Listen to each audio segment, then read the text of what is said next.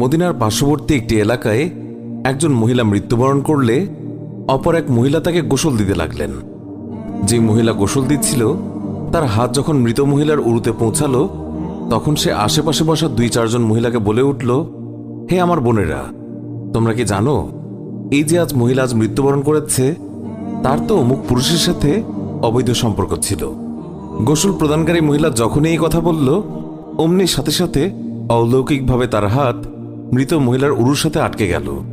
পাশের মহিলারা ওই মহিলার হাত ছুটানোর জন্য অনেক টানাটানি করল, কিন্তু কিছুতেই ছুটাতে পারল না।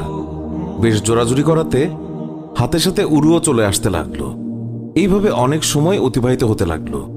মৃত মহিলার আত্মীয় স্বজনেরা বলতে লাগলো, বিবি, এই যে দ্রুত গোসল শেষ করুন, সন্ধ্যা হয়ে আসছে, জানাজা শেষে আমাদেরকে দাফন করতে হবে। মহিলাটি বলল, আমি তো তোমাদের মৃত মহিলাকে ছাড়তে চাই, কিন্তু সে আমাকে ছাড়তে চায় না। এইভাবে রাত হয়ে গেল আর তার হাতও উরুর সাথে আটকেই রইল। ভোর হলো, কিন্তু ওইভাবেই রইল।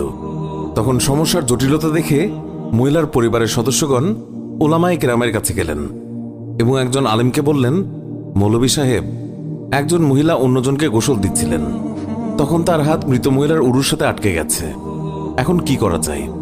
তিনি ফতোয়া দিলেন, ছুরি দিয়ে জ্যান্ত মহিলার হাত কেটে দাও।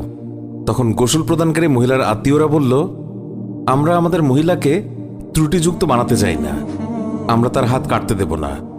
সবাই অন্য মৌলভীর কাছে গেলেন, তাকে সবকিছু বললে তিনি বললেন, ছুরি দিয়ে মৃত মহিলার গোশত আলাদা করে দাও।